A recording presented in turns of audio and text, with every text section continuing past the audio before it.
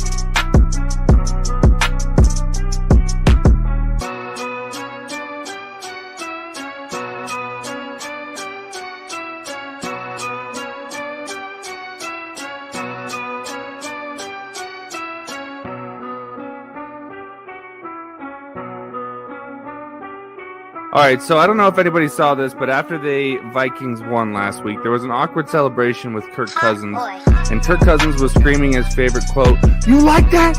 You like that?" while punching Zimmer in the chest. It was a very awkward moment. That's how we're starting this off. Mike Zimmer's getting flamed up. I'm sorry. Let's go! Welcome, everybody, to the Rick D Podcast.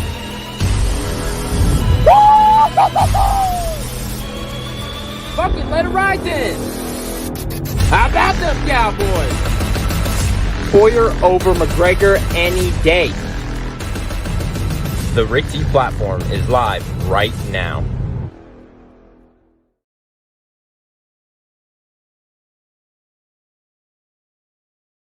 IMTV out. Savage! I'm a savage! Oh! I'm a savage! Whatever I want, I'm going to get! Whatever I want, I have to get! Yes! What's next? What's next? I gotta get it. I'm not gonna stay fucking down. I'm not gonna stay fucking lying down. I'm not. I can't do it, man. I can't do that. What's next? Give me something else. What can't you do? I can do it. I can do anything.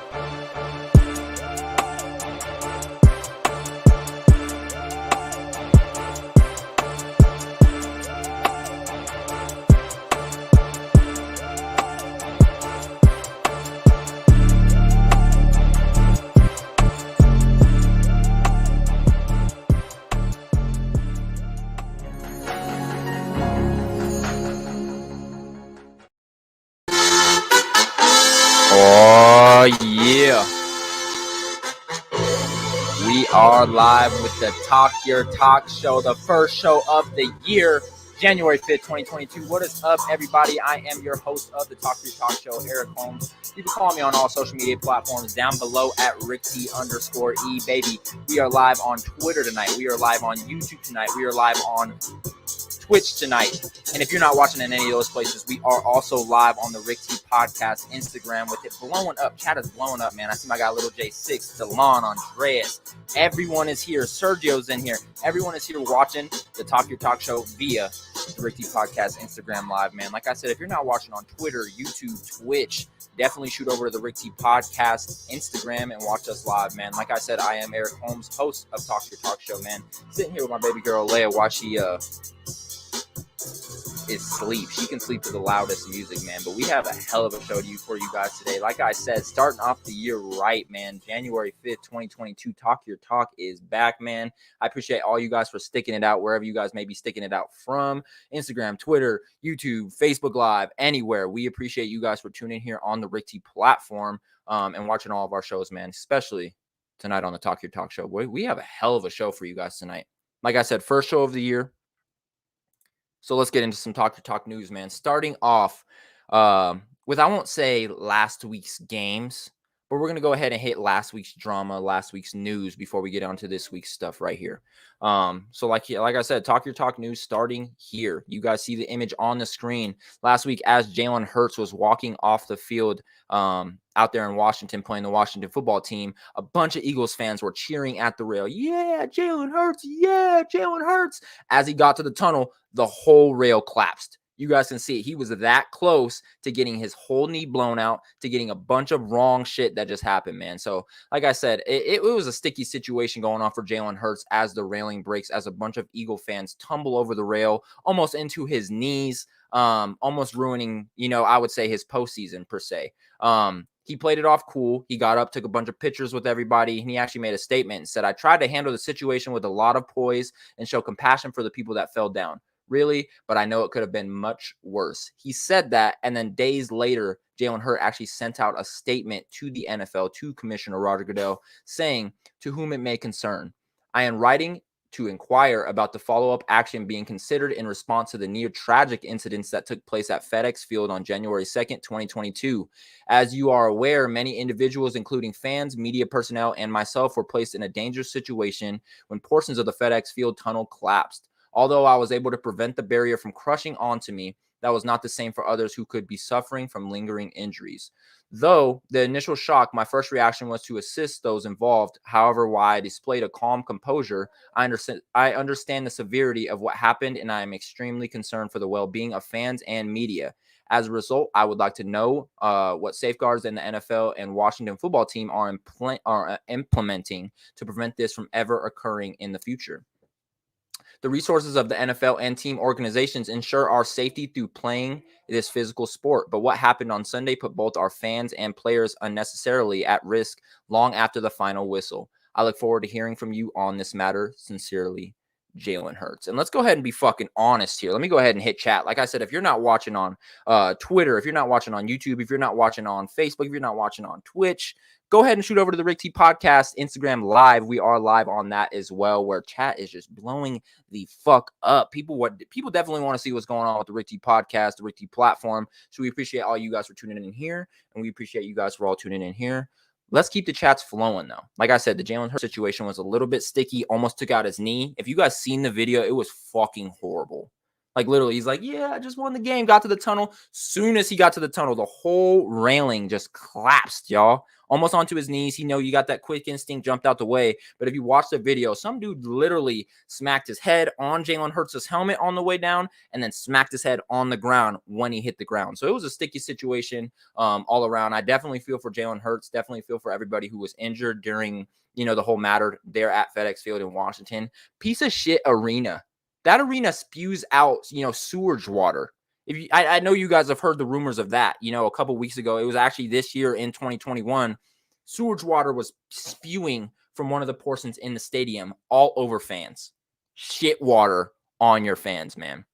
Matt Faraci is in chat here on Twitch and saying that's legit ridiculous. I felt bad for the photographer. Matt, of course you would. You're a photographer, videographer yourself. If you were in that situation, how would you feel? Would you be on Jalen Hurts' boat? Matt also said he got crushed, broke his camera and lens. That's fucked up. That is fucked up right now. Hassan Naylor in the Instagram Live is saying that is fucked up. Jalen, Lil J6 is saying, I agree with Hurts. He could have been messed up, and I 100% agree. And shout out to my guy, Lil Spinks09. Jeez, leave it up to the Washington football team stadium. Leave it up to the Washington football team to just be weirdos, man.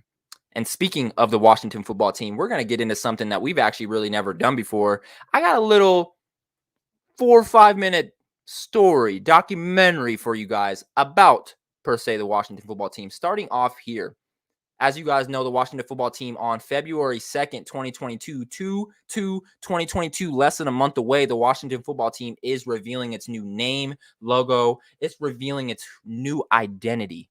It's rebranding, and now is the time to find out what it is. So the Commanders, the Red Hogs, the Defenders, the Briargate, the Presidents, and the Armada were the final 6 or 7 team names that the Washington football team could pick between. But I got some bad news for you guys, and I'll go ahead and tell you guys right after I go ahead and play this little video from the Washington football team's Twitter. Go ahead and check it out, guys. Oh, boy. Whew. Now, this is looking good. I think these uniforms are off the chain. I would love to put 17 on one of these uniforms and run out. Red Wolves do sound the best. Our journey to a new identity is a marathon, not a sprint. I was like, I'm trying to show the Instagram live every viewers what's step of playing the right process now. seriously. And the destination is a sum of all those parts. Before we dive into what's coming next, and trust me, it's time to get excited, let's recap our journey to date. It's good enough. Sorry, Instagram live viewers. You guys should be watching from, Twitter, YouTube, or Washington is going to go with an interim name. We are on the brink of starting a new chapter. But our history, our legacy, cannot be lost along the way. Now, more than ever, it's important that we stay connected to our roots. And nobody understands that more than Coach Joe Gibbs. I just think the heritage and the history of our team is what's so important. And as fans, I think we're going to rally around that team. Great job, man. Proud of all of you. I'd say probably what's most important about us naming the team, it's trying to bring everybody together. Whatever the name winds up being, we're going to support those players and the coaching staff. Everything we need is in this room. That's the one thing that we've got going for ourselves is the loyalty that we have for that team. Two men who played a part in our history and will continue to shape the future of this franchise. Doug Williams and Martin Mayhew. Catch, man. Catch. Man. Good to see you, man. Man, how you doing? I'm doing great. Yeah, when you look at this organization, man, it's all about football. Having you here, having me here, having Jason here, he's putting people in place that are the right kind of people to build it. No, I agree. We've both been Redskins all our life. Yeah. But, things is about to change. I said, you know what? Whatever the change is, I'm hugging it. Yeah, and I hope it's something that kind of embraces, DC and the culture we have here. Yeah. I think the fans want to see excellence in our branding, how we pull this off, and how we play on the field. No doubt about it. We're going forward. And that's what the rebrand is all about. I can't wait to see the team on the field and the fans in the stands with the rebrand on. It's going to be nice. Yeah, it's going to be nice. Doug Williams will be back in. You better bet on that, because Doug Williams is a competitor.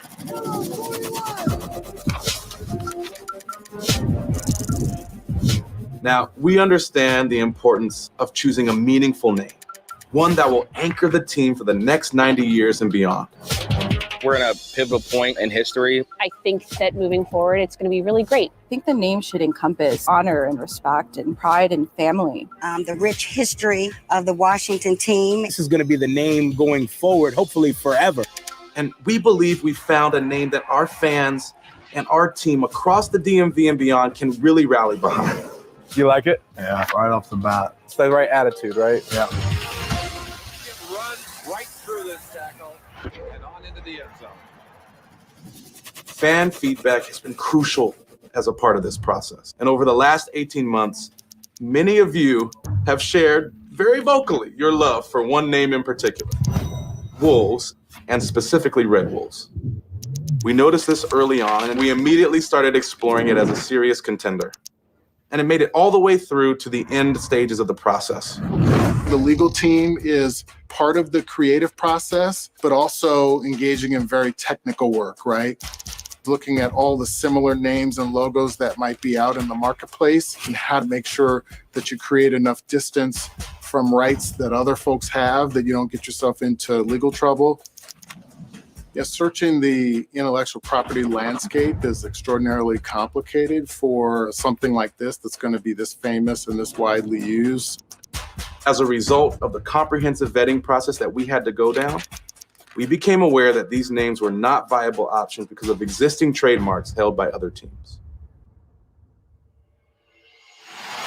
What a tremendous play, but the key to this play was motion. So to get you excited for what's next, let's move on to where it all starts and ends, on the field. You're just one off-season away from seeing the new name and logo in action on game day.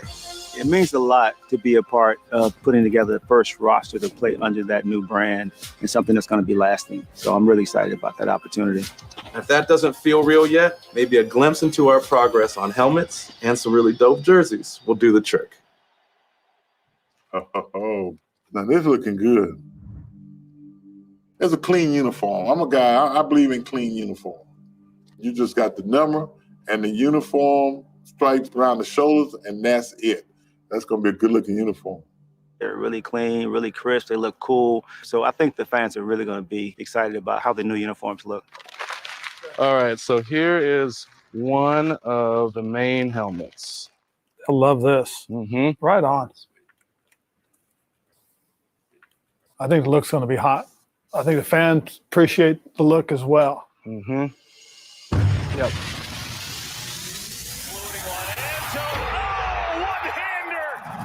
We are almost to our destination. And when we get there, it is only just the beginning. We're now to the point where we can confirm the date of our new identity, the date that it'll come to life. Without further ado,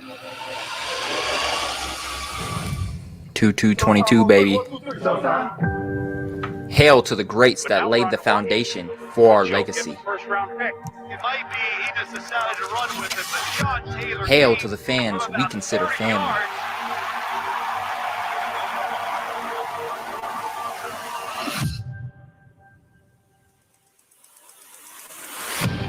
We are and always have been Washington.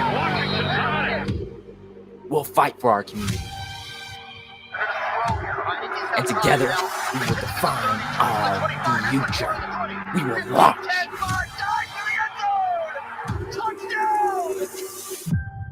2222. You guys. I'm glad. They say early next year. I didn't know what early next year was. It could have been March, April, May. It'd be great leading into the offseason to know who we are and what we have going. I'm looking forward to it. That's going to be exciting, man. That's going to be fire. Getting into it, man. You guys just watch a great little 4 or 5 minute documentary about the Washington football team and their new name. I got some breaking fucking news for you guys. February 2nd, 2022 is just too far away for me. So I did a little research. I did a little digging. Breaking news. I know the new name, and I'm going to show you guys right now. Morning show with Boomer and Gio. Boomer says the new name of the Washington football team is the Admirals. If you look up Washington Admirals, click the link. It leads you right back to the Washington football team page. So just go ahead and do your research, ladies and gentlemen. The Washington football team are now named or will be named starting February 2nd, 2022, the Washington Admirals. So definitely a big trend. Don't necessarily know what's going on with Washington. I feel like they've had things going around. Goddamn, their whole damn life. Sorry about that, guys. Trying to figure some shit out for you guys. But yeah, Washington Admirals. Go ahead and blow up the chat real quick. Oh, what's good? Everyone's saying what's up. Oh yeah. Where's your Pepsi? There you go. There you go, stinker butt. There you go, stinker fort. Sorry, guys. You guys already know what the fuck is that. What the fuck is that? An admiral? I want to say probably like a soldier. I'm just guessing here, guys, too. I don't know for sure what it is. The Washington Admirals. Go ahead and mark it down, man. But let's move off of the Jalen Hurts talk. Let's move off of the Washington Admirals talk. And let's continue on with our Talk Your Talk news today, January 5th, 2022, our first show of the year. Let's continue on the drama. And this topic right here is one that everybody, I mean every single person in the chat, wants to talk about. So let's talk about AB, baby. Your opponent has left the match. Third quarter, 3 minutes and 7 seconds left. Tampa Bay down 10-24. Antonio Brown takes off his pads, throws them, takes off his shirt, takes off his glove, throws them to the crowd, runs onto the field through the end zone as both offense and defense are still on the field, gets the crowd hype, says his piece the fuck out, and then walks into the locker room. Will we ever see Antonio Brown again in the NFL? I'm not super sure. My personal opinion before I show you guys these videos and stuff, is yes. I think personally, we all know something is not right with AB. Something is going on with AB. But the story that came out was coach wanted me to go back in. My ankle wasn't healthy enough to go back in, so I didn't go back in. He told me, why are you here? If you can't go play, we are going to release you. Antonio Brown said that Bruce Arians threatened him on the sideline of release. Antonio Brown reacted, took all of his pads off, threw them, walked off. Don't necessarily know if I believe the story. It's not that I don't believe it because it sounds real. I just don't know where we can sit at with Antonio Brown. Let's be honest. I don't know if that guy is telling the truth because we all know for sure he wasn't telling the damn truth with his feet. We all know for sure he wasn't telling the damn truth with his helmet. All that was just drama. Drama. The Bucs are trying to get that man hurt. Matt Faraci is sitting here riding AB's story. What else does everybody else have to say? AB has a problem. He obviously needs help. That's kind of where I'm at. But I'm not saying I disagree with his story. And Matt's saying right there is they were trying to get him hurt. I don't necessarily know what's going on. I don't think anybody will know but Antonio Brown and Bruce Arians what was actually said, what was actually the situation. But my thing is like it low-key seems like a lie to me that Antonio Brown is saying it, just because it's like I just don't understand why he would come out and say it first. You know what I'm saying? Like, let Bruce Arians tell his bullshit story on what happened and then defeat him with the truth. You know what I mean? I felt like he tried to hit him with the truth or his truth before anything was even said, which kind of makes it, in my opinion, look like a lie. Honestly. Lil J6 is saying, no, he will never play in the NFL again. Me, personally, I love AB. I like watching AB. Me, personally, I really do like watching AB. So, furthermore, let me go ahead and show you guys what happened. Let me show you guys this whole video of the whole Antonio Brown fiasco last Sunday.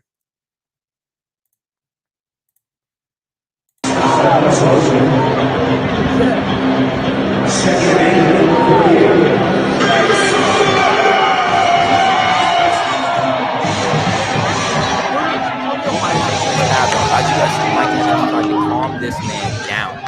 Nothing to say. Throws his pads, talks a little bit more shit. He sits there for a second and he goes, you know what, I don't need these gloves. I don't need this shirt. And if you guys see it close up, you see that cop walking the sideline with them. Like, what the fuck is this guy doing? What is about to happen? Is he going to do some crazy shit? Is he going to do some illegal shit? Let me go ahead and kind of follow him and see if we can, key into it. So then he throws all this stuff. And Sergio was saying, I'm all for him walking off, but did he have to take his shirt off? It's AB for you. Hypes up the crowd, continues to walk across the field as both offense and defense are still on the field, says his peace outs, and that is the last we will see of Antonio Brown in the NFL for at least the 2021 football season. Big deal. This is a big deal, guys. For a lot of people that said this is just AB an annex. You know what I'm saying? This is just what AB does. This is what AB does, but was this the right way? Was this the right way to handle things? Was this the right way to do things? I'm not too sure, but man, I got one thing to say.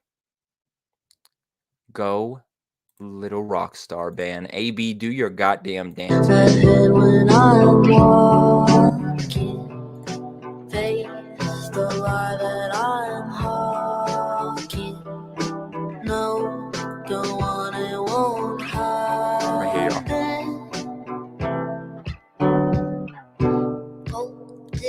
Rockstar. You take your clothes off. Go Little Rock Star. Homie always puts on a show, though. That's one thing that Antonio Brown can do. And if you guys thought that was a show, I have a special surprise for you guys. Speaking of Antonio Brown's shows in general, I got something to tell you guys. I got something to show you guys. And this is breaking news, ladies and gentlemen. So let me go ahead and pop this right back on screen. You guys can go ahead and check out Antonio Brown to join Snoop Dogg and company for the Super Bowl halftime show. So you guys check this out and tell me if you guys think Antonio Brown's going to do his thing. And you know that I could catch the ball. You know that I could run. I can also jump into the air because I don't weigh a ton. So just put me on your Madden team. Let's get this season one. We can roll. to the Super Bowl. Touchdown pass, don't worry. I got it. Deep coverage, don't worry. Antonio, Snoop, Kendrick, Eminem, Mary J. Blige. Be open just as soon Jesus, you know what I'm saying? I can't stop my end zone dancing moves. When I shake it, they can't take it. Let me win a Super Bowl with you. Oh, you love it. Ooh! One more of it. Ooh! Hey! Y'all already know what it be, man. Antonio Brown. Just kidding. He's not really doing the Super Bowl show, but when I looked up Antonio Brown singing and he had a whole song doing that for Madden 17, and I never seen it until 2021, almost 2022. Fuck me. You know what I'm saying? Fuck me.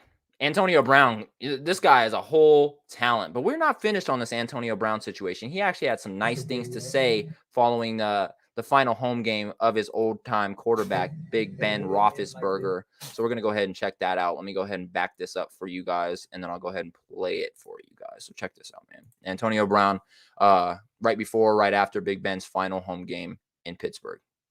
For Ben yet.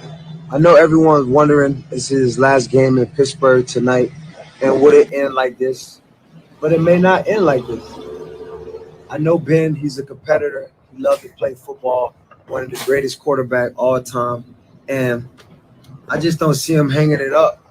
So, Patrick, you and all other Steelers fans who looking to think Big Ben is playing his last game in Huntsville, I wouldn't tip my hat on that yet.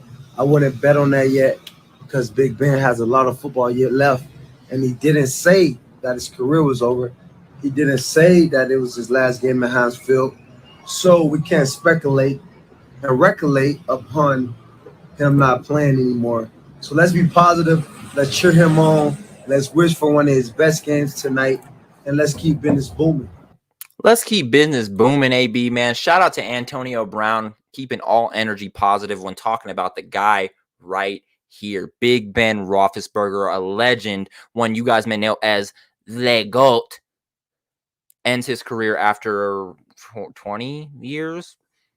I couldn't tell you, but I can show you right here. So let's talk about it. 18 years, all with the Steelers, the longest tenure for any quarterback in NFL history to play with just one team.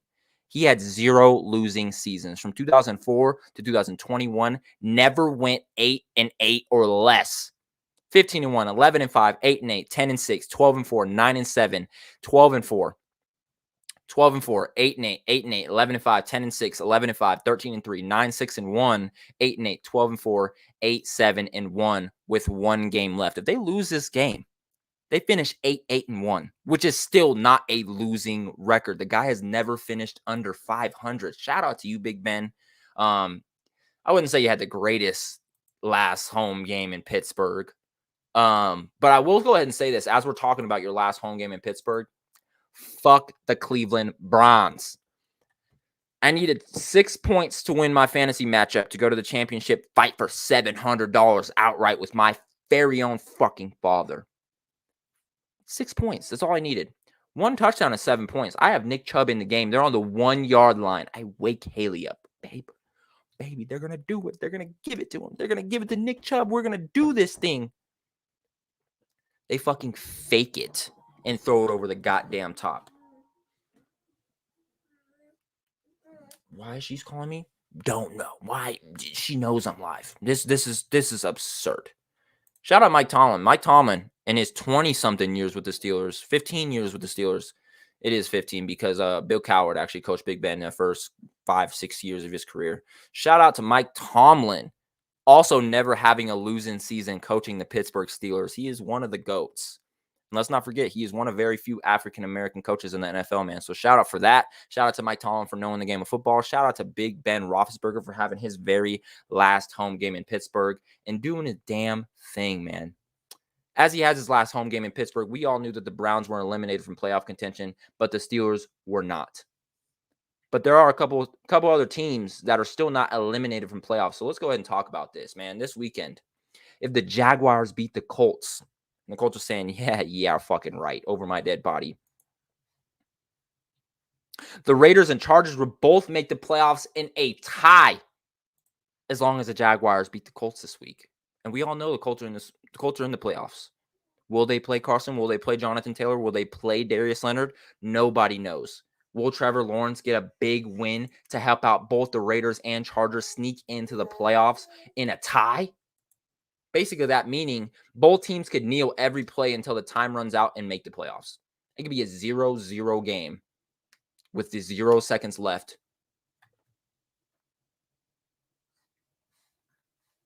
Sorry, guys. 0 seconds left, 0-0 game. Both teams make the fucking playoffs. So basically, all Raiders and Chargers fans are saying, let's go Jags, baby. Let's go Jags. My guy DeLon is saying, I had a heart attack on that play. I thought it was over for sure. DeLon. That shit pissed me off so bad. On the 1 yard line, they fake it to him and throw it over the top. That shit ruined my whole fantasy year. Never put your money on the Cleveland Browns. That's the moral of the story. Never put your money on the Cleveland fucking Browns. Jaguars need to beat the Colts this weekend. Chargers and Raiders move into playoffs with a tie. 0-0 ball game could be playoff winning football for them this weekend. Let's just be honest. So let's go Jags. Also, despite 5 straight losses, the Ravens still have the path to make the playoffs. So let me go ahead and show it to you guys just real fast. They have to beat the Steelers this weekend. The Jags also have to beat the Colts for their purposes. This next one is easy. A tie or a win for the Patriots over the Miami Dolphins helps them. And then the Raiders have to beat the Chargers. So basically, for the Ravens to make the playoffs, they need this to happen, plus this to not happen. They need the Raiders to beat the Chargers for the Ravens on their 5-game losing streak to make playoffs. And that's intense. So let me go ahead and show you guys just straight up NFL playoff chances heading into Week 18. And this is via teams that have not already clinched, teams who are still fighting to get their spot in the playoffs. Just percentage-wise, let me go ahead and show you guys this. So 92%, we got the Colts. 65-70%, we have the San Francisco 49ers. Tied at 50%. This could go either way. We have the Los Angeles Chargers and the Las Vegas Raiders. At about 35, 36, 37%, we have the New Orleans Saints. Sorry about that, Jay. You guys are not going anywhere. And then less than 10% here, we have the Baltimore Ravens and the Pittsburgh Steelers, both trying their very fucking hardest to make playoffs the best that they can. Don't know if they can do it, but we wish them the best of luck. Let me go ahead and grab a layup before we continue this NFL talk real quick. Do you want to say hi? Do you want to say hi? You want to say what's up to the fans? See what's up to the people, girl. See what's up to the folks.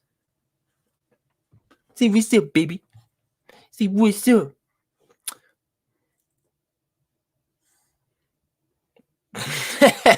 Moving on, man. We just talked about the rankings, the percentages of NFL chances, NFL playoff chances heading into Week 18 for certain teams. But now let's look at teams that are still alive for that AFC number 1 seed, man. And this is some shit that we didn't really expect to happen. So let me go ahead and read chat before we go ahead and get it. That's for check.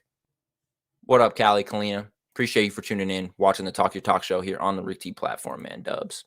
Raiders are earning the dub. So that is my thing, is if the Raiders are earning the dub, I want to see a well-executed full 60-minute game from the Las Vegas Raiders this Sunday against the Chargers. We don't need to see kneels. We don't need to see a bunch of runs. We need to see play. We need to see the Raiders play sound football this weekend is what I'm saying. You're saying the Raiders are going to earn this. They're going to earn their spot. I think the Raiders, the last time we seen them earn anything in 2021 was Week 5 when you guys were 5-0. Then you guys lost 3 in a row and lost a whole bunch of players to the prison system. And it just didn't look good for you guys. So that being said, though, if the Raiders do make the playoffs, my God, these guys are resilient. They can lose their best receiver. They can lose their head coach. They can lose anybody and still fight to the very fucking end to make playoffs. This is absolutely fucking ridiculous, man. Shout out to my guy, RTPT, tuning into the Talk Your Talk show. What up, Tony? Yo, got mad busy at work. What's up? AB is what's up. The Washington football team new name, the Washington Armada. That's what's up. we got into some shit, man. Sergio Spinks, we need that number 1 seed. Hashtag go Pats go. So let's go ahead and talk about it, man. Number 1 seed, team still alive for that number 1 seed in the AFC. The Tennessee Titans, the Cincinnati Bengals, the New England Patriots, and the Kansas City Chiefs. So let me go ahead and give my opinion on all 4 teams just super, super fast. The Tennessee Titans, a lot like the Raiders, where I look at them and just think resilience, where you can lose Derrick Henry, the NFL's best running back, struggle for a little bit, and then grind, figure out a way to fight your ass back into this number 1 seed fight is impressive. So shout out to Tennessee. They actually are getting Derrick Henry off of the IR tomorrow. Tomorrow's his first practice back. Don't know if he'll play Sunday, but I think they're preparing for playoffs for sure. They don't give a fuck about Sunday. They're always looking past that because they're going to make playoffs regardless. Whether it's the number 1 seed, the number 2 seed through the 4 seed, they're probably not going to get a wild card spot. That would be honestly shit to watch the Titans fall to a wild card spot. But man, Tennessee, hashtag resilience. Cincinnati, wow. And I feel like when we talk about Cincinnati, we're really talking about 2 players on this whole team, Joe Burrow and Jamar Chase. Now, if I'm just going to go ahead and look at some little quick statistics off of what they did to Kansas City, they ended up winning that game. I remember Joe Burrow, Joe Mixon, Jamar Chase being on the 1-yard line for a good 7 minutes against the Chiefs defense. Low-key scared the shit out of me. Didn't know what was going to happen. Definitely didn't want the Chiefs to win, though. But just looking at this, Joe Burrow went 30 for 39, 9 incompletions. Amazing. You're out there killing it, bro. Joe Burrow, 30 for 39, 446 yards, 4 touchdowns, 0 interceptions. The guy had 148.0 passer rating. Wow. And then let's look at Jamar Chase. 11 receptions. Let's not go off of the 18 targets that are received. 11 receptions off of 18 targets. The guy had 266 yards by himself. 3 touchdowns. Fuck me. We're talking about 2 players here, right? Joe Mixon had his slightest game of the season to me. 12 rushes, 46 yards, 13 yards was his longest. No touchdowns, no fumbles. Not a bad game, but not a good game by any means. But that scares me. So let's talk about the Kansas City Chiefs next. The Kansas City Chiefs lose to the Cincinnati Bengals by 1 point. Joe Burrow throws for almost 500 yards. Jamar Chase goes for almost 300 yards. Joe Mixon still has almost 50 yards. And you guys only lose by 1. From a Chiefs fan's perspective, from an NFL fan's perspective, that is impressive. You don't need to be a Patrick Mahomes dick rider to think, wow, that's good shit for my Kansas City Chiefs. You know what I'm saying? No, you don't need that. Easily, the Kansas City Chiefs are still my top seed for the number 1 seed, just being that I see they can handle it the best. Pat Mahomes, Tyreek Hill, Travis Kelce, that defense is phenomenal this year, and that's usually not the case with them. So for them to have the same offense that they've went to the Super Bowl the last 2 years with, plus a defense, it's almost like watching my Dallas Cowboys out there. You know what I'm saying? It's just a different game, man. You're looking at all angles of the offense, the defense, the running game, the passing game, the coaching, and they're just looking good, man. So the Kansas City Chiefs are not going to be the ones to disappoint, for me at least. I see them winning this number 1 seed and probably continuing it on until the Super Bowl. But let's talk about this final team competing for the number 1 seed, the New England Patriots. So this is probably a lot of shit that you're not going to want to hear, but it's a lot of stuff that you'll get to debate in the next couple months coming up, being we have hired a new person to join us on the Rick T podcast. Mr. Sergio Spinks, shout out. But anyway, the New England Patriots, Mike McCorkle-Jones, Bill Belichick, both phenomenal at what they do. Both have an outstanding season, you can say. But let's be honest here. The Patriots, since I would say probably week 8, week 9, have been dependent on that run game. Is anyone in chat, please tell me if you disagree with the Patriots have been riding that run game the last 5 to 6 weeks. Their running backs are amazing. We're talking about Harris. We're talking about White. Both running backs can run up the middle, run on the outside. They're both killing the goddamn game, man. So Mike McCorkle-Jones, I give you no credit. I don't think you're a bad quarterback, but I give you no credit for what the New England Patriots have done. Bill Belichick, I give you all the fucking credit. To be honest, I played Hall of Fame or nah with my guy Flash Hill last week on the Rick T podcast. It's a Bill Belichick. He said, Hall of Fame? Do I even need to say or nah or ask any questions with that? No, you do not, sir. No, you do not. So the New England Patriots, probably my second favorite to take this number 1 seed, but I just don't see them being as competitive, being as good as the Kansas City Chiefs in this upcoming 2022 playoffs. So we'll have to see on that. Let's go ahead and read chat, man. Burrow is the truth, man. I was hella excited to see Burrow ball this season. So, Zach Wilson is better. I hope you're talking about Mike McCarkle-Jones, because Zach Wilson is not better than Joe Burrow. There's very few quarterbacks in the NFL right now that are better than Joe Burrow and that have proven that they're better than Joe Burrow. Very, very, very dependent on the run game is the Patriots. So, nothing wrong with that. Nothing wrong with that at all. You guys see the way Dallas wins our games. If we rush over 100 yards with either Zeke or Tony Pollard, we're going to win. It's a simple math, which I don't understand how certain teams don't figure it out faster.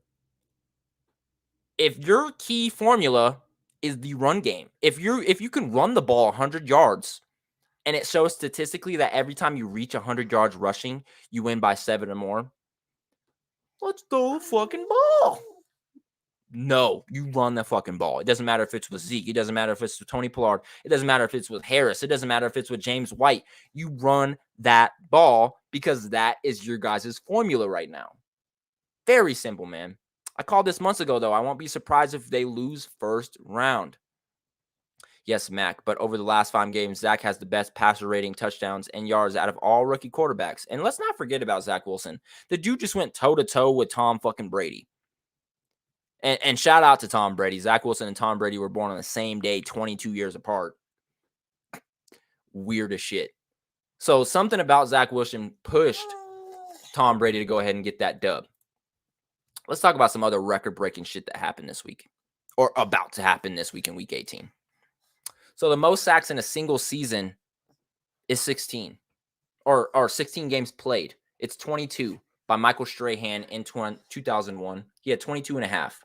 Right now in 2021, TJ Watt in 14 games has 21 and a half sacks. And I don't know why I didn't put the graphic up here, but his brother actually had a lot of shit to say about that. He said, welcome to the 20 sack club. Would be crazy if you knew somebody who did it twice, just like your brother. So JJ's been in the 20 sack club twice. And then he said, hashtag go get that record, champ. So JJ Watt rooting for his brother TJ Watt. I don't know anybody who is not rooting for TJ Watt to go ahead and get this award. Let's go ahead and be 100% honest. I think a lot of people love TJ Watt. Me personally, I love TJ Watt. Dallas could have drafted him, and we skipped over him. Drafted like Taco Charlton, Tristan Hill, like a bunch of fuck-ups. And now look at what this guy is doing. Like I said, 21 and a half sacks in 14 games. Did it in two less games than Michael Strahan, Jared Allen, Justin Houston, etc. had did it. And he's half a sack away. Half a sack away, ladies and gentlemen. And I do want to go ahead and hold on, baby. Oh, she's getting tired. Leia Bean is tired, y'all. So speaking of tired, we're going to get to a quick commercial break, man. On the other side of commercial break, I have a couple more NFL topics for you, getting into a couple of college football topics, being that the College Football National Championship is in the next 7 days. And then we'll get into it, man. So stick with us on the Talk Your Talk show here, January 5th, 2022. On the other side, we got a bunch of shit popping off for you, man. So stick with us. Be back in 3.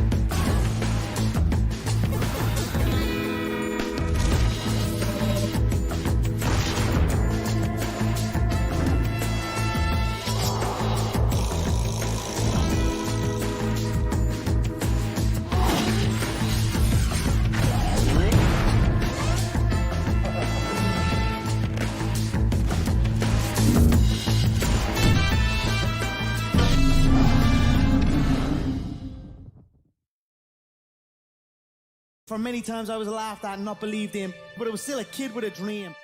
The $1,000 showdown started off with a bang and turned into something I never thought it could be.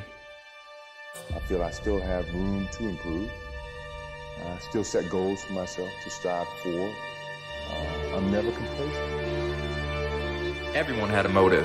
Everyone wanted to grind. And everyone wanted that money. But who wanted it the most is what it came down to.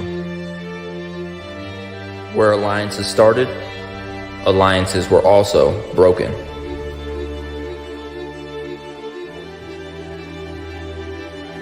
I feel like it's I don't know, I'm not gonna say nothing. My phone a friend just got here. He's on his way to the library now, but he approves of my pick. Some from friends to foe. Hey, Eric, have you ever heard of a domino effect? So when something happens to somebody, something else happens to somebody else?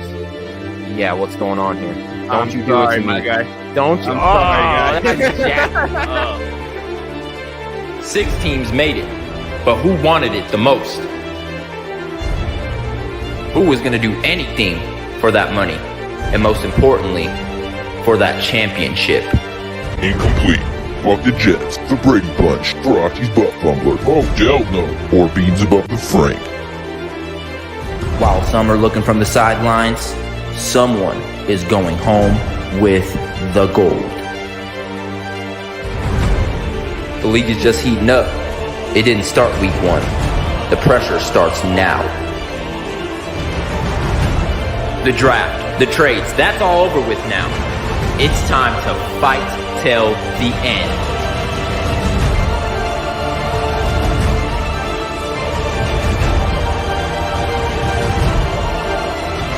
To some, fantasy football is just a game. But for us, fantasy football is life.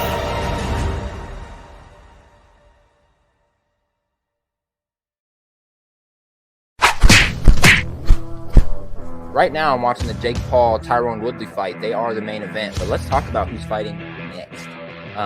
Darren Williams and Frank Gore. Yeah, I got that pulled up, ready to go. Them two boys about to throw blows, man. Can we verify that number, Eric? Yeah, they do. It's oh my god, dude. Hold up. Are you watching this right now? As soon as you said, oh my god, I turned my head and I saw him falling through the ropes. Damn. And then Williams was just like, mink, mink, mink, mink. Yeah.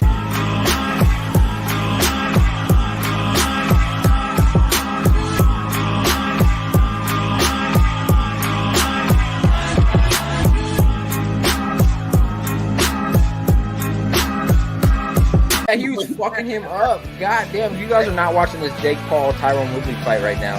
It seems to me the NBA might be about their shits, Tony. Is there something I didn't know about you guys? And I didn't mean to break up the NFL talk and shit that we were talking about, but when you look down and you see an NBA player knock Frank Gore out the fucking ring, like that is oh to go in this round.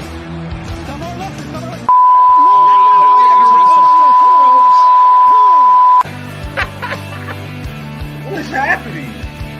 Yo, we gotta stay focused here. Sorry, bro. Hey, lock in. Frank Gore was trying to tackle him out the ring. What the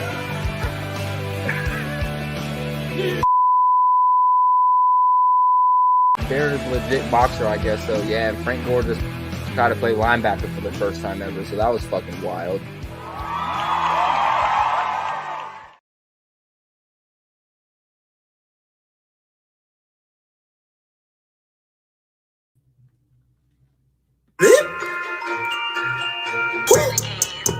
Merry Christmas.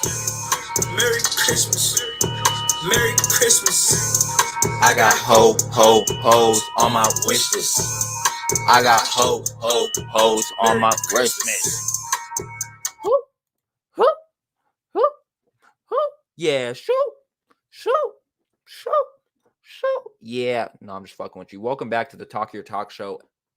I've lost track of episodes here on January 5th, 2022, our first show of the brand new year. Before commercial, we were talking about TJ Watt getting the record for most sacks in a single season, passing 22. If he gets just one sack, he's at 22 and a half, tying Michael Strahan for the most sacks in 1 year.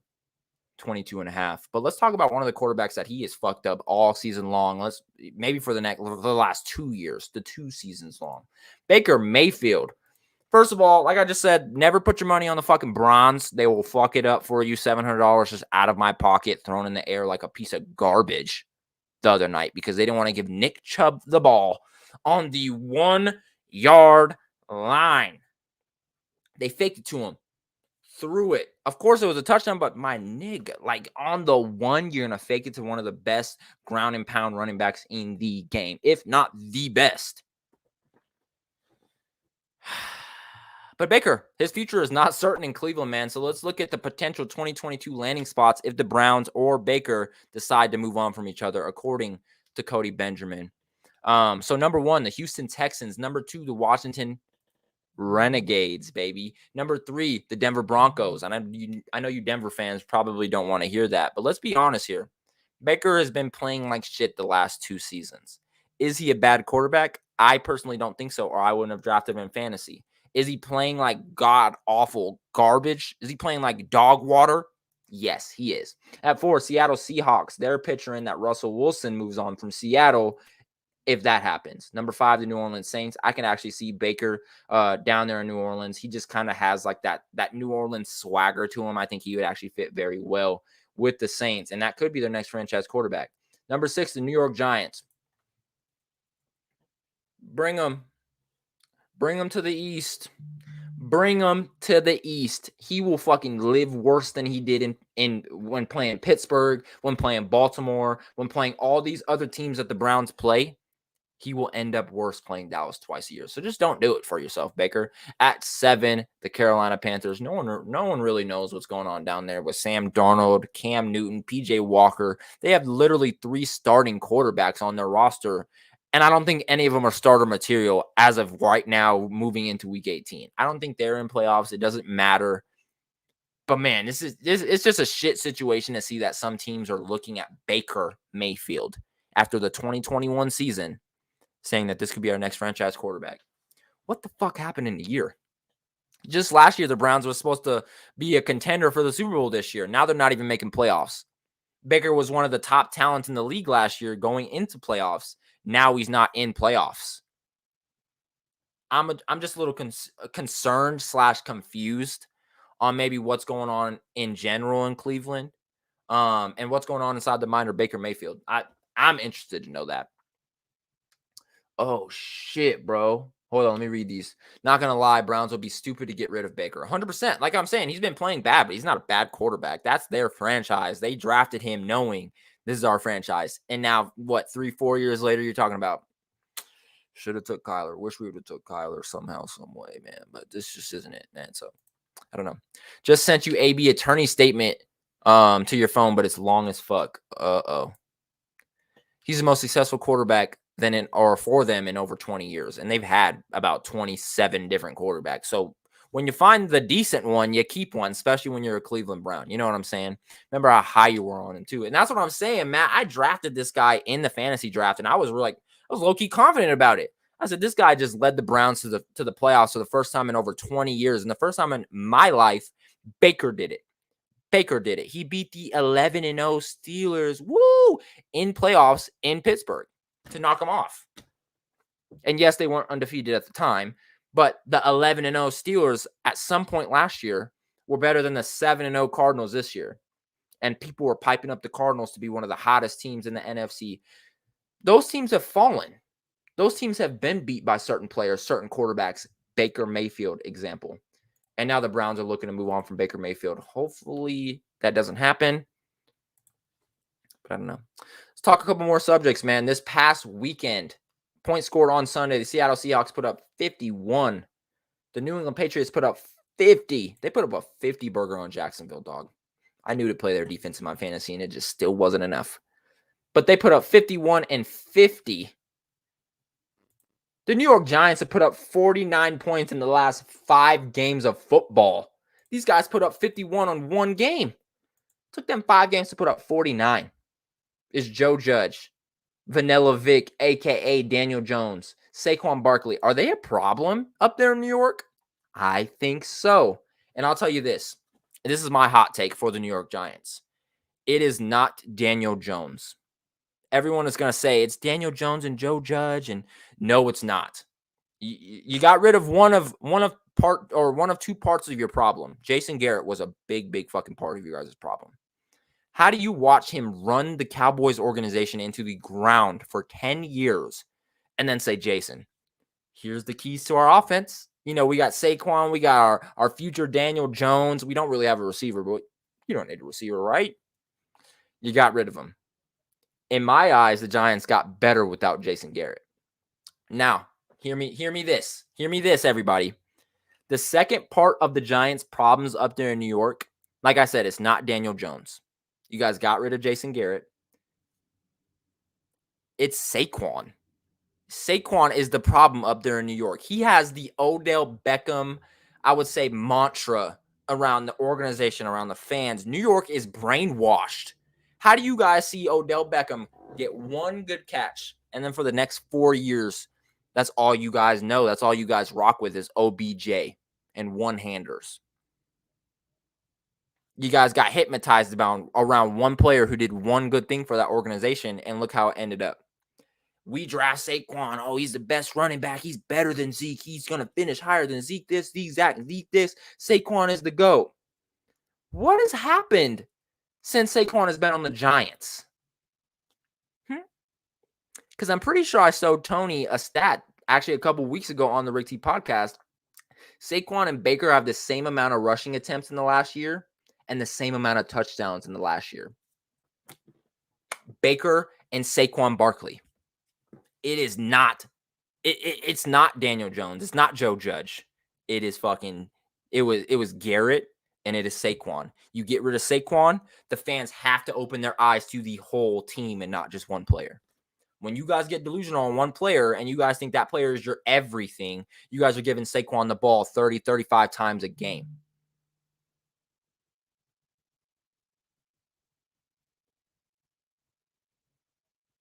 Oh, God, bro. Are you fucking kidding me? Tony, I see why you sent me that shit now. Antonio Brown is still going viral. Antonio Brown, and this is via Adam Schefter on Twitter. Antonio Brown accused the Bucs of engaging in an ongoing cover-up. He said an MRI on his ankle shows broken bone fragments stuck in my ankle, the ligament torn from the bone, and cartilage loss, which are beyond painful. Brown said he will undergo ankle surgery. Whoa. What is going on here? Does the story change? Does AB go from the bad guy who walked off the field throwing his shit to the good guy who has broken bone fragments stuck in his ankle with a torn ligament due to the bone being out? Antonio Brown is set to get ankle surgery tomorrow. What the fuck? My guy, Dallas Clark, Indo is my Nindo. Welcome to the Talk Your Fucking Talk Your Motherfucking Talk. You already know what it is, Dallas, man. Indo is my Nindo. Welcome to the Talk Your Talk show. Free AB. Honestly, I'm hashtagging free AB now, too. I'm on board with AB. I'm on board with Matt Veracci. I'm on board with everybody who said AB was in the right here. And there was a lot of people who said that, but there was also a whirlwind of people who said, fuck this guy. He is not mentally right. Being Jalen and myself earlier in the show, I said this had to be a mental thing. This couldn't be just be AB, just being hurt. Wow. He's accusing the Bucs of engaging in an ongoing cover-up, saying that the MRI on his ankle shows broken bone fragments stuck in his ankle and the ligament torn from the bone and cartilage loss, which are beyond painful. Brown is set to have undergo surgery tomorrow. Oh my God, bro, the AB stuff is wild. It's starting to become obvious he's got issues and wasn't supposed to be there on Sunday.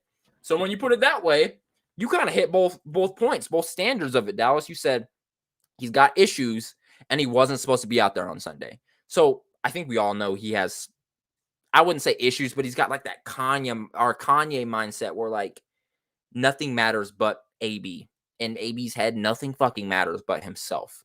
Same thing with Kanye. Nothing matters around Kanye but Kanye. You know what I'm saying? So to say that he does have mental problems, I would 100% agree with that. But I want to know what angle you're trying to hit with. He shouldn't have been out there on Sunday. It shouldn't he have not have been out there because of his mental issues or because of his ankle issues? Because if it's because of his ankle issues, then yes, our ongoing cover up encounter, this makes a lot of sense. Antonio Brown accusing the Bucks of now doing some wronging. If you think AB wasn't looked at negatively by Arians after the fake COVID card, you're crazy. And that 100% too. And let's be honest here. It was even before the fake COVID card. There was times where AB was trying to get on the Bucks with Tom, and Bruce Arians is like, absolutely not going to happen. And then Tom came to his ear and was like, yo, I need this guy. Like, this guy is my way to the Super Bowl, Bruce. And he's like, we love AB. AB's going to do the right thing here. He ain't going to fuck up or he's gone. Now you're threatening him on the sideline. Now he's gone. Now he is gone. Shout out Don Clark. And I know this one's going to be painful to read. That fool cost me the big game. I hope they have to amputate his damn foot. So Antonio Brown, and Dawn texted me later in the day, and I felt so bad for her. In her championship fantasy game between Antonio Brown and our Dallas Cowboys, they completely fucked you. They said, nah, we don't want you to win. Fuck this. We lose. I apologize, Dawn. I truly do. That's painful. That hurts. Nick Chubb fucked me on the one. I had Nick Chubb needed 6 points to win the game. A touchdown is 7 points in my fantasy league. They had it on the one and faked it to Nick Chubb. So I feel you. But yeah, man, this AB stuff is fucking ridiculous. Indo, as my Nimbo was saying, they wanted to suspend him for the remainder of the year. Then Evans and Godwin got hurt and they needed him and he wasn't available.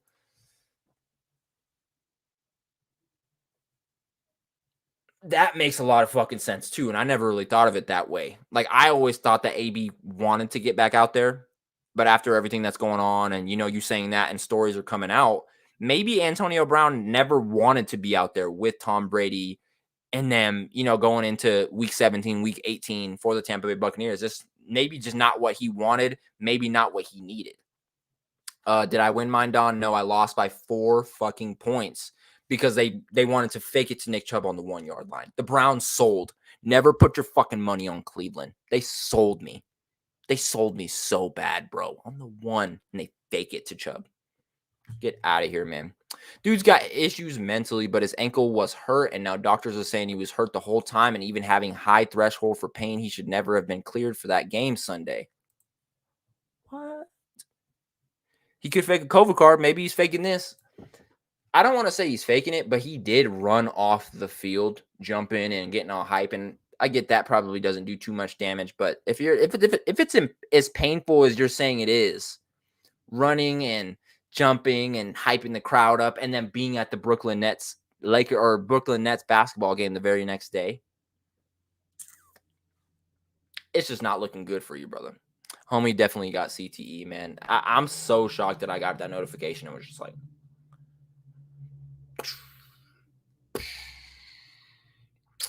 So before we get into some college football talk, I just do want to ask you guys one quick question. Should Ja'Marr Chase be Offensive Rookie of the Year? You guys seen his Week 17 performance, 11 receptions, 266 yards, and this isn't his best performance that I think we're going to see him do. Ja'Marr Chase for my Offensive Rookie of the Year. But let's talk about just Player of the Year, MVP. I think everyone's votes are going with Aaron Rodgers, but there's one person that said, fuck Aaron Rodgers. He's a dirtbag. So the Chicago writer Hub Arkush says he won't vote for bad guy Aaron Rodgers for MVP. He says, I don't think you can be the biggest jerk in the league and punish your team the way he did and be the most valuable player. I watch Aaron Rodgers weekly. Aaron Rodgers Tuesday on the Pat McAfee shows. I watched him on the Peyton and Eli special on the Monday night game. I love Aaron Rodgers. He's very intelligent, very football savvy, but outside of football, he's a very intelligent guy.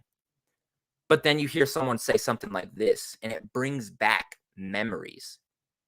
It brings back early 2021 when Aaron Rodgers did not want to play in Green Bay, did not care who he hurt, did not care whose careers he was ruining, until he literally either had to retire or play for Green Bay. He eventually chose to play for Green Bay, but then a guy says, I don't think you can be the biggest jerk in the league and punish your team the way you did and then be voted most valuable player.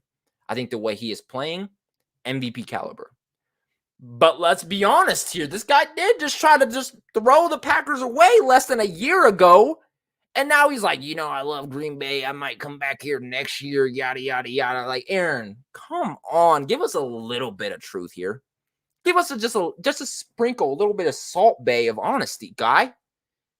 Do you love Green Bay and you continue to want to play here and, continue to ring rings? Or do you leave? You have 3 or 4 MVPs already. You have 1 Super Bowl. 1. And I will say it's under Dallas's coach, Mike McCarthy. Was that you or was that him? Let's go back and look at it. But man, just the guy saying that I ain't voting for him. He's a dirtbag. How can you punish your team and be the biggest jerk in the league and expect people to vote you for MVP? Me personally, I want to see his response to something like this. I want to see his response to something like this, man.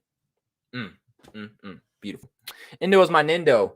Jamar is obviously Offensive Rookie of the Year. Parsons, obvious Defensive Rookie of the Year. Jonathan Taylor for MVP. No, it ain't going to happen. I mean, I'm not opposed to it, but it just won't happen. You know what I'm saying? I just can't see it happening. Would love to see the value of the autographed card I pulled. Are you talking about the Jonathan Taylor card, baby? Or Cooper Kupp? It should have been Rodgers with the on and off field drama. I hate that guy. Honestly, flashback to the offseason where Rodgers was going to host Jeopardy. He didn't act like an MVP. And that's what I'm saying, Dallas. And I think that's what the Chicago's writer is saying. Is how are you guys going to vote this guy, Aaron Rodgers, MVP, and forget about the last 9 months of the shit he was saying, the shit that he was doing, the shit that he was threatening upon the NFL? And then let's be honest, he didn't have a fake vaccination card, but he wasn't honest about it. He's been through his off the field drama as well. Talking about Antonio Brown. Let's talk about Aaron fucking Rodgers. Guy has trouble. Back into our Rick T podcast, or Talk Your Talk news. Sorry about that. Talk Your Talk news today on the Talk Your Talk show, January 5th, 2022. Let's get into some college football here to wrap up the show, man. Since 2008, Alabama has averaged 12.5 wins per season. You start the year off only being guaranteed 12 games to play. So Alabama, every single year since 2008, they have averaged 12.5 wins per season. There's only 12 games in the regular season. So since 2008, it's very rare that you do not see Alabama in the college football postseason, which, as you guys know, is only 4 teams. 4 out of 220-something college teams, only 4 make the playoffs. Alabama, I think, has only been out of it twice since 2008. It's over a decade, guys. It's over 10 years. And then let's talk about it. In less than a week, we're going to go ahead and see the rematch that we've all been waiting for, Alabama-Georgia. The national championship, the SEC championship rematch. Alabama also lost 8 of the top 40 players taken in the NFL draft and will also play for a national championship this week. If that doesn't tell you why they are where they're at, then you need to really open up your eyes to what college football is and what a coach and recruiting really is. Alabama, let me go ahead and pull it up one more time. Lost 8 of the top 40 players taking in the NFL draft last year. This year, 1 loss all season to a sleeper Texas A&M, and they are back in the national championship playing Georgia for I don't know how many time. But speaking of Georgia, this is a must-win situation for Georgia as a program. And this is via Josh Pate on Alabama versus Georgia. This is Eric Holmes versus on Alabama versus Georgia. If Georgia does not win this game, their whole entire season, the best defense in the nation, the best defense that we've all seen for the past 20 years, this amazing offense, this amazing undefeated 1-loss team. Sorry about that. They lost to Alabama in the SEC championship. 1-loss team has to win the national championship versus Alabama on January 8th. It is a must. It is a absolute must, guys. If Georgia doesn't win this game, I'm telling you guys what will happen. The recruiting, already very high. It will tank. And that's what Georgia is built off of. That is what Alabama and Georgia pride themselves off of, being able to recruit the best. Being able to, grab this guy who is committed to UCLA and swap him down south to Georgia or Alabama. That is what they pride themselves off of. And I'm telling you, if Georgia loses this game to Alabama, that'll be their second loss of the year. Both losses to Alabama. This is going to be a real problem for Kirby Smart and that recruiting class of 2022 and beyond. So Alabama ain't going to have no problems regardless of win or lose. It's Bama. It's Nick Saban. That's just the culture. But we're sitting here talking about coaches, college coaches. Let's talk about one of the greats, not only one of the greats in college football coaching, one of the greats in my personal life of NFL coaches. Let's go ahead and talk about John Harbaugh as the rumors continue to go on with him moving back to the NFL. First of all, let's go ahead and read this, man. Cooper JT should win MVP. I don't think JT can win without 2,000 yards. We beyond the AP days. We are.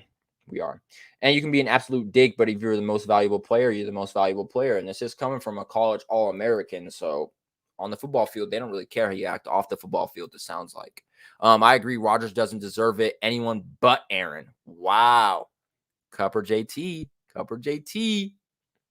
agree with you, Matt. I've been saying Rodgers was going to be a repeat. Tony has been saying that for quite a long time. I think Kupp and JT have brought more to their teams than Rodgers. He's been good and hasn't had a Wilson, Mahomes, Josh Allen kind of rough year. But is Rodgers MVP, or are the Packers just actually a good team? Ooh, and that's a good take too. JT can't win because he missed games, but not going to happen if he stayed healthy. Then absolutely, Kupp is a serious contender though. Kupp, no. And let me tell you why Kupp is not a contender anymore. Kupp, I think 120 yards away from breaking Megatron's record for most receiving yards in one season. And I guess I can just pull this up for you guys because I do actually have the graphic. He actually had something to say about that. He said those records hold a different weight on Calvin Johnson and Michael Thomas's record. What those guys did in 16 games, it wouldn't seem right for those to be broken in 17 games. So let's be honest. Cooper Kupp was 400 yards away from that record in week 10. Is now going into week 18, and he is still 100 and something yards away. So for the past 8 weeks, the past 7 or 8 weeks, Cooper Kupp has not been Cooper Kupp. Odell Beckham is averaging more yards and more touchdowns a game the past 7 weeks than Cooper Kupp. Go ahead and look it up statistically. Odell Beckham is wide receiver 1 in LA. Since he's been there, Odell Beckham is kind of their go-to guy. Yes, I'm not saying Cooper Kupp is playing like shit. No, he's not. But just the last 6 to 7 to 8 weeks, Cooper Kupp is not Cooper Kupp that we seen the first half of the 2021 season. It's not. And I think that is really going to affect him going forward into week 18, looking into MVP races, because you can't win MVP if the guy you guys just traded for is averaging more touchdowns and more targets than you since he's been there. It's just not going to happen. So Cooper Kupp, not going to get it. I do like Cooper Kupp, but it's just not going to happen. Let me go ahead and read this one. Since we were talking about college football, Indo as my Nindo said, Alabama isn't affected by the draft picks because college football is whack. Alabama and those power schools get all the top players every single year. Not true. That's not true, Dallas. That ain't true. Because the number 1 recruit in the nation just signed to Jackson State, HBCU, to go play for Deion Sanders.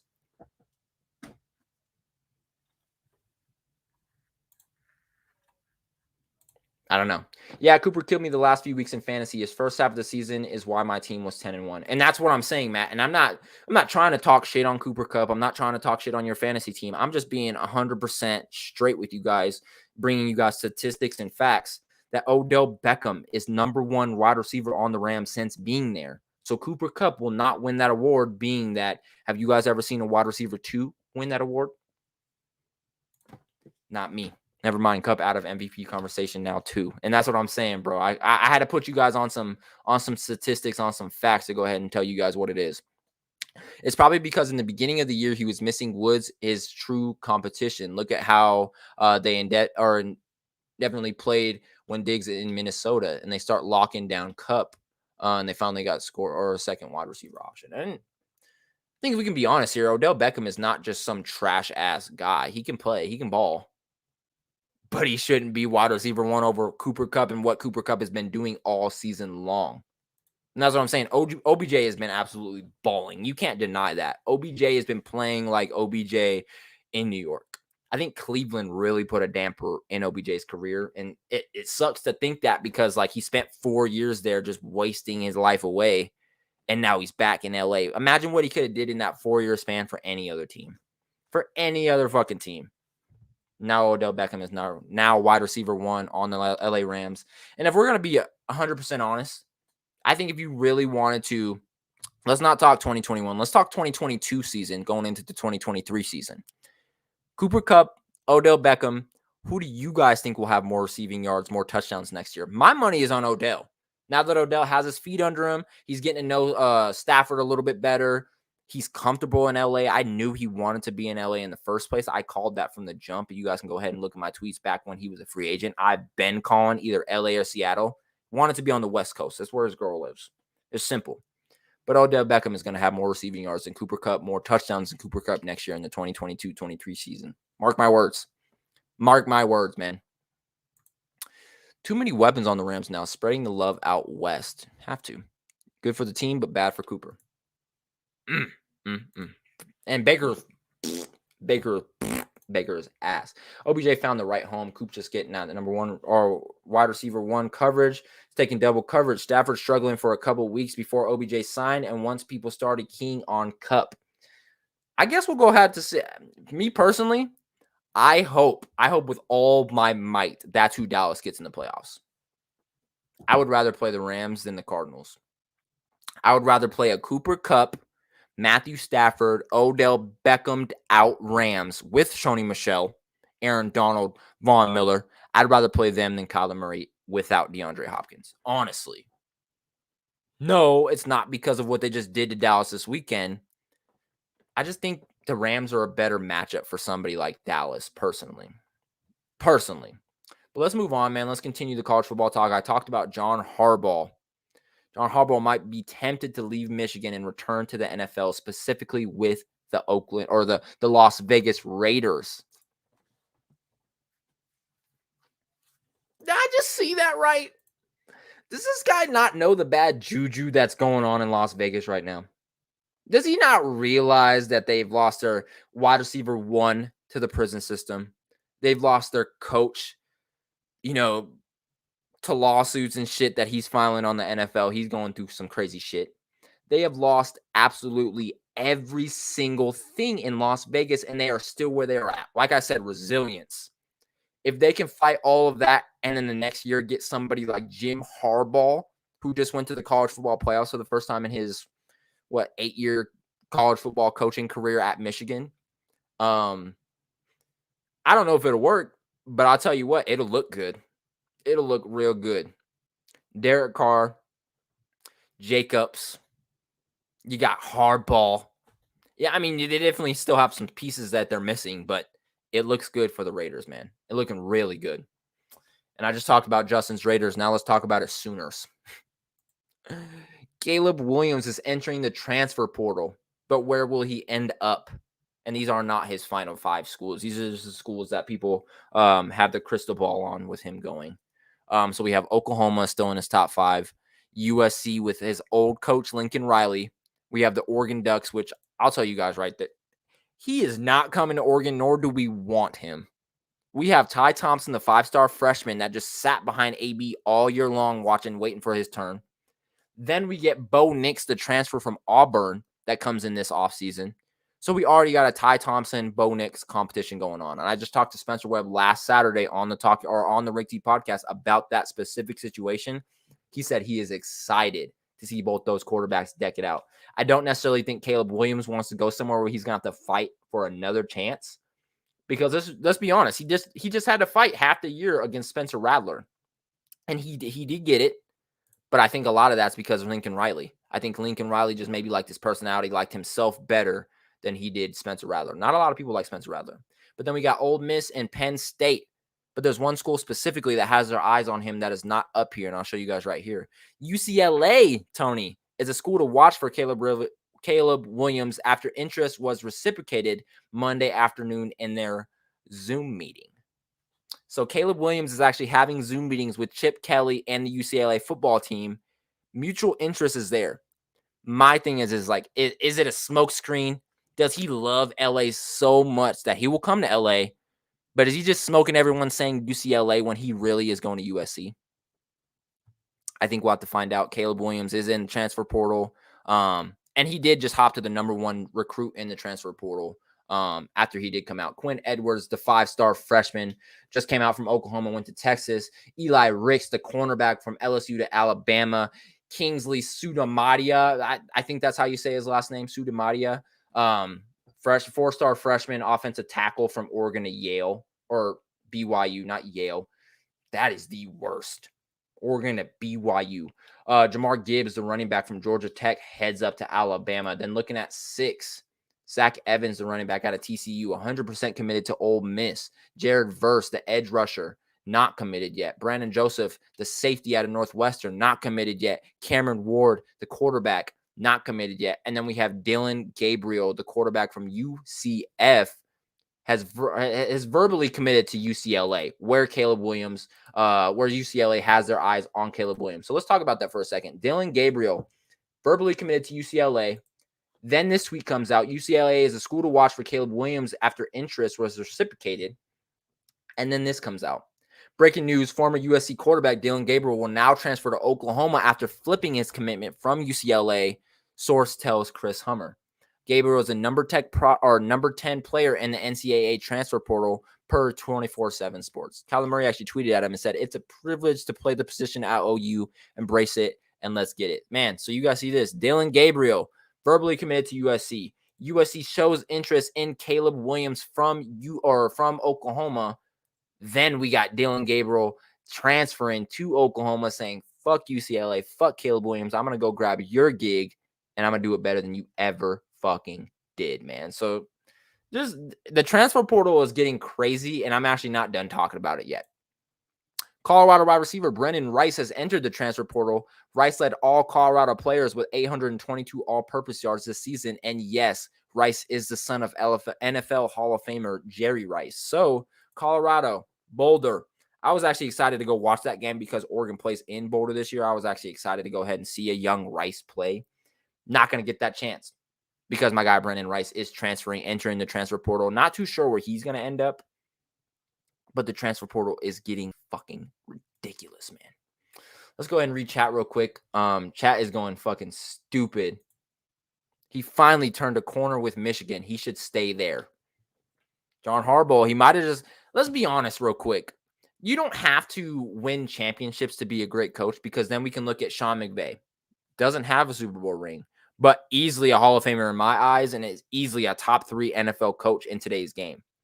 Don't have to have rings to be a great coach. You know, you just don't. It's just not a thing anymore.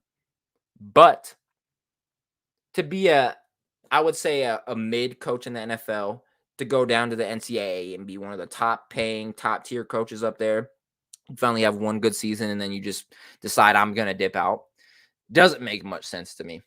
I don't know. Jim Harbaugh won't come to the NFL for Vegas. I think he went back for a reason. He has a Super Bowl, he's a Super Bowl coach. Everyone knows he can do it, but not contending, but a non-contending team bringing you back out of the NCAA. Nah, I just don't see it, bro. Spencer Rattler fucked up.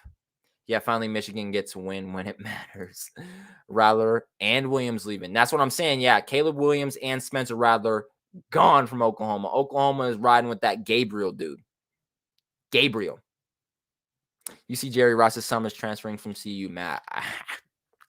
I should have read chat a little bit sooner, but I'm sorry. I can't do this all by myself. Yes, bro, both quarterbacks transferring. And, Rattler just looks like a dick more than he already did to everyone now. They better take his season of QB1 off Netflix fast and in a hurry. I'm about to watch that just to get a little.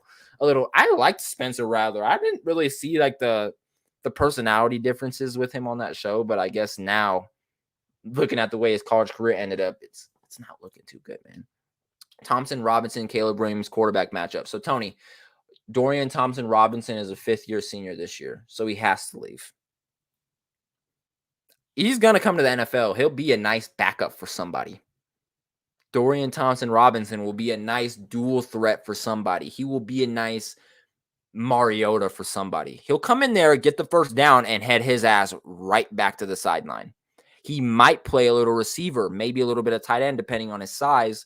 I don't know, but I'm telling you this much. Dorian Thompson Robinson will not be a starter in the NFL at quarterback. Just not going to work. So, Thompson Robinson, Caleb Williams quarterback matchup. Nah, it'll be straight Caleb Williams. Straight Caleb Williams. I want the Colts to get Arch Manning, Marv Harrison Jr. combo. So my thing is Archie Manning, little Arch Manning is a commodity already. People already want him. He's already had 5 to 6 colleges literally buying him a bunch of shit due to the new NIS rules, trying to fight for his commitment to their school. Texas, Ohio State, fucking LSU, a bunch of schools. A lot of schools are not interested. But if the Colts got Arch Manning when he makes it to the NFL and the Marv Harrison Jr. combo,